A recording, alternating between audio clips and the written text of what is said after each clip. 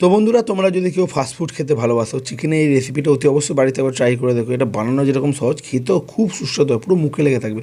তো প্রথমে দেখো, আমি দোকান থেকে কিছু মাংস গেলাম, টুকরো টুকরো করে কেটে নিয়ে চলে এসেছি।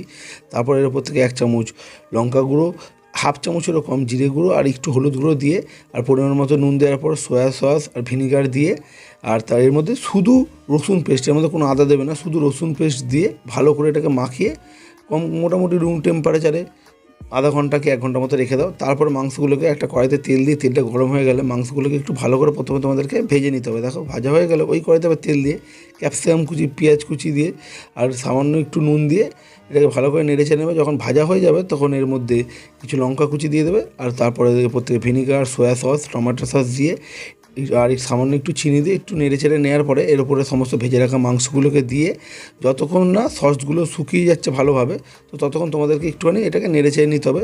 যখনই দেখবে সসগুলো শুকিয়ে ঠিক এরকম হয়ে গেছে, তখন দুর্দান্ত চিকেন চটপটা তোমাদের রেডি হয়ে গেল। বাড়িতে বসে খাবার এনজয় করো।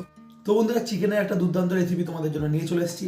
দেখেই বুঝতে পারছো চিকেন চটপটা। তো এবার বিভিন্ন জনে বিভিন্ন রকম নাম দেয়। তো এটাকে জাস্ট খাওয়ার স্টাইল হচ্ছে টুথপিক দিয়ে খেতে হবে।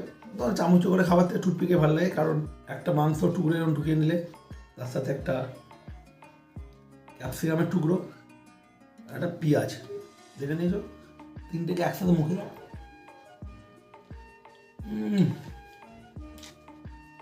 দুর্দান্ত খেতে হচ্ছে বন্ধুরা, আর এটা বানানো খুবই সহজ, আর খেতেও সেই লাগছে।